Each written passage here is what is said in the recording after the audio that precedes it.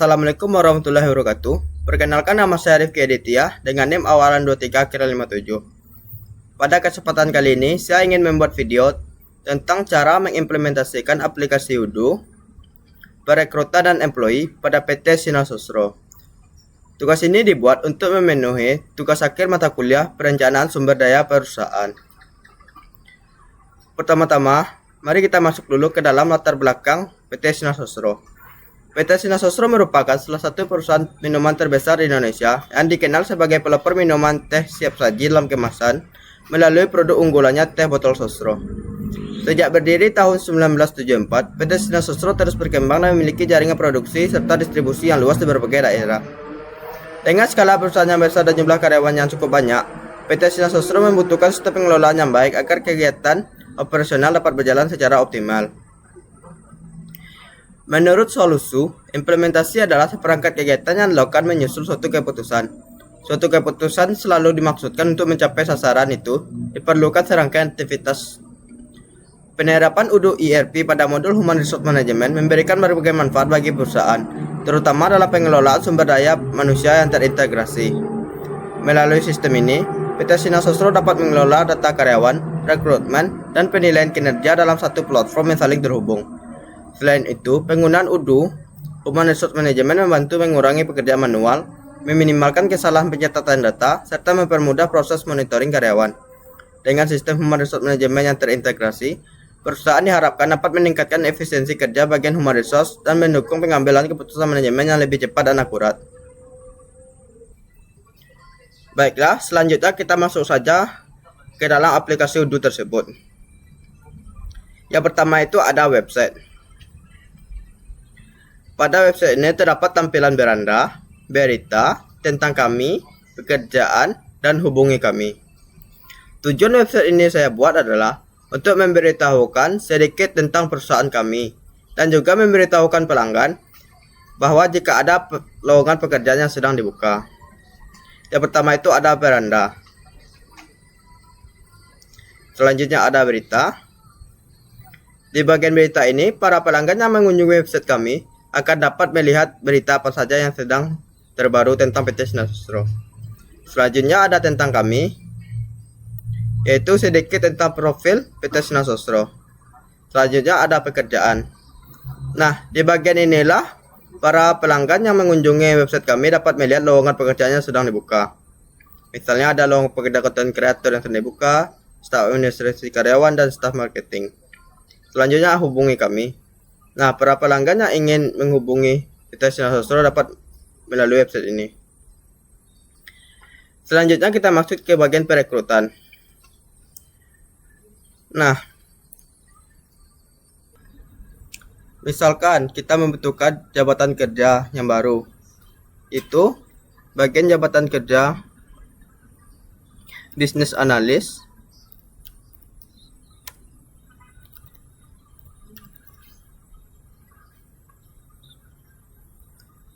Contoh, kita buatkan emailnya.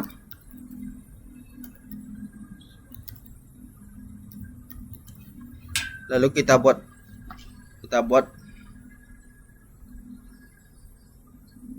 nah, setelah kita buat, kita masuk ke dalam konfigurasi.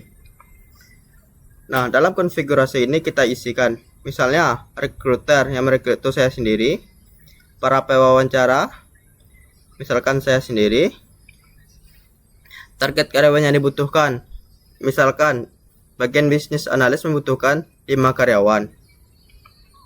Kita buatkan keterampilan yang dibutuhkan, misalkan bagian bisnis analis membutuhkan karyawan yang mahir berbahasa Inggris C2, simpan dan tutup.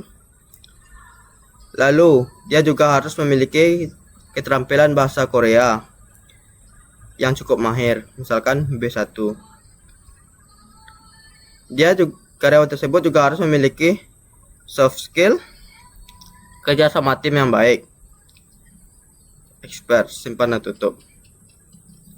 Nah, selanjutnya kita isikan gelar yang diharapkan. Misalkan kita membutuhkan karyawan yang telah lulus sarjana, kita isikan gelar sarjana. Selanjutnya kontrak pekerjaan. Misalkan kita membutuhkan karyawan yang ingin bekerja secara permanen. Kita isikan permanen. Setelah selesai, kita bikin ringkasannya. Misalkan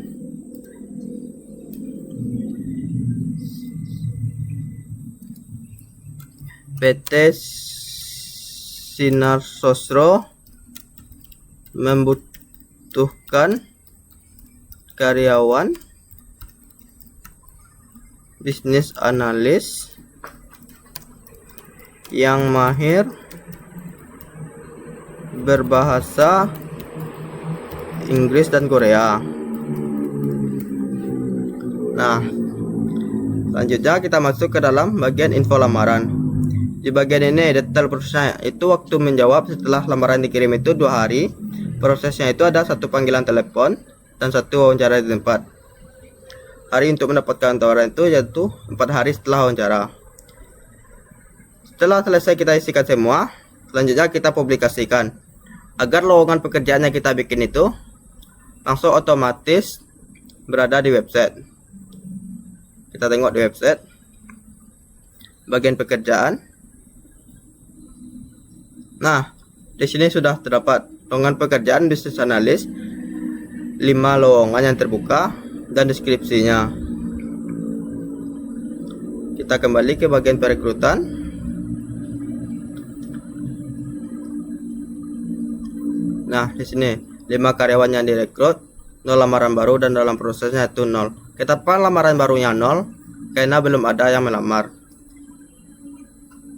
Nah, nanti jika ada orang yang melamar, di situ tuh akan masuk, misalnya ada 1 pelamar baru. Nah, di sini akan masuk 1 lamaran baru. Coba kita refresh dulu. Nah, di sini sudah ada masuk 1 lamaran baru. Berarti sudah ada yang melamar ke dalam bisnis analis. Coba kita lihat. Nah, di sini tuh ada yang melamar namanya Afif Liberto. Nah, selanjutnya kita isikan bagian ini. Bagian pelamar. Nama pelamarnya itu ada Afif Liberto. Jabatan kerja yang ingin dilamarnya itu ada bisnis analis. Rekruter itu ada Rifki Aditya. Siapa yang dapat mengakses pelamar itu, misalnya saya sendiri, Rifki Aditya. Jika kita sudah mengkonfirmasi bagian ini, lanjut kita masuk ke dalam kualifikasi. Misalkan pelamar ini ternyata dia mahir berbahasa Inggris,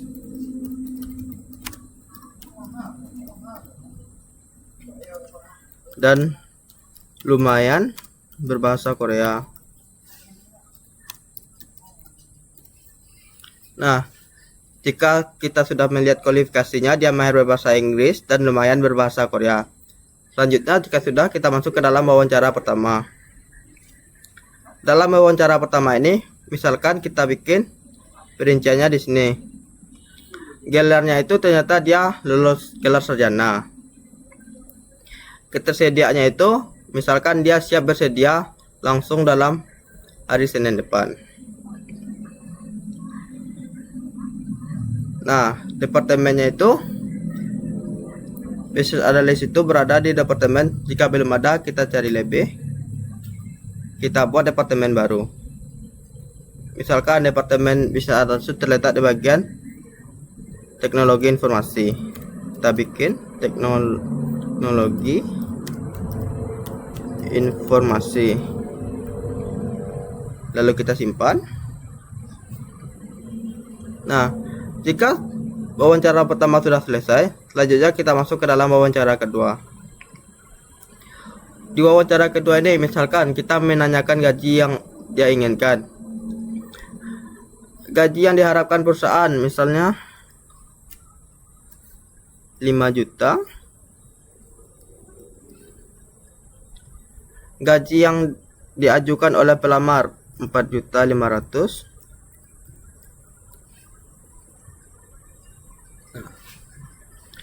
Selanjutnya, informasi tentang lamaran kerja ini misalnya dia lihat dari Facebook. Kita isikan Facebook. Medianya itu ada Facebook juga. Jika wawancara kedua sudah selesai, lanjut kita masuk ke dalam proposal kontrak. Nah, di bagian proposal kontrak,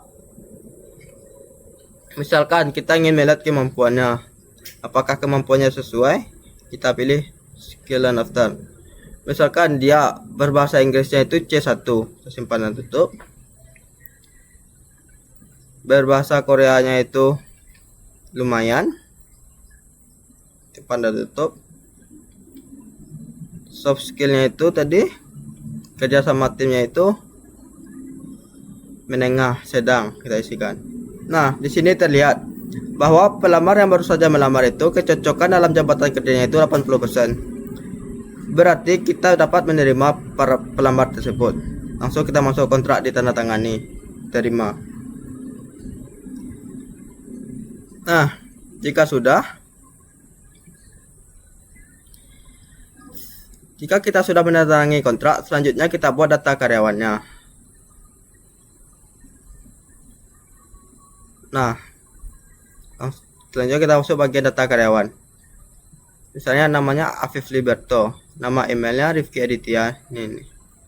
Nomor HP-nya misalkan 0831 8123 9044. Jemput kantornya tidak ada. Departemennya itu teknologi informasi, jabatan kerjanya itu sebagai business analyst, jabatannya business analyst. Manajernya, misalkan manajer di dalam business analyst itu Aditya.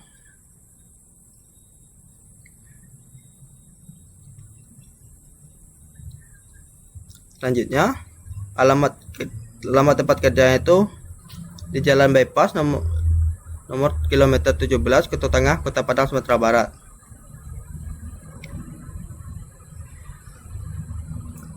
Lokasi kerjanya itu misalkan Afif Liberto ini bekerja di rumah, home, kita pilih home. Hari Senin bekerja dari rumah, Selasa dari rumah, Rabu dari rumah, Kamis dari rumah, Jumat dari rumah, dan Sabtu dan Minggu dia tidak bekerja. Selanjutnya, bagian lanjutkan. Nah, di sini kita dapat melihat resume dan keterampilan sertifikasinya karyawan tersebut yang sudah kita isikan sebelumnya. Lanjut, bagian pribadi. Nah, bagian pribadi ini nantinya akan kita isikan. Jika ada seorang pelamar, tentunya dia akan mengirim CV. Nah, bagian ini kita isikan berdasarkan CV yang dia kirim. Ada kontak pribadi, informasi pribadi, kontak darurat, visa, kewarganegaraan, lokasi, pendidikan, keluarga, dokumen. Selanjutnya kita masuk ke dalam bagian penggajian. Di penggajian, misalnya kontraknya itu dimulai dari 18 Januari 2026 sampai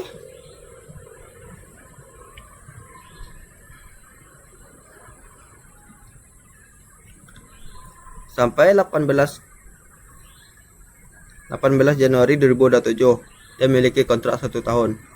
Gaji dasar yang diberikan perusahaan misalkan 4.500.000. Tipe karyawannya itu karyawan. Jenis kontraknya misalkan dia memiliki kontrak permanen. Jadwal kerjanya misalkan jam kerjanya 40 jam dalam seminggu. Ya, pengaturan. Nah, di sini kita isikan jika dia menggunakan LinkedIn, berarti kita isikan nomor usernya. Ya, kita isikan kode absensinya. Nah, misalkan kode absensinya itu 12211. Kita akan masukkan lagi 12211. Selanjutnya kita buat cetak lencana. Nah, sini sudah dapat kita lihat. Nih, Afif Liberto sebagai business analyst. Kembali ke perekrutan. Nah, di sini bagian business analyst. Di sini sudah tercatat 4 karena sudah ada satu yang melamar tadi. Kita lihat bagian karyawan. Di bagian teknologi informasi.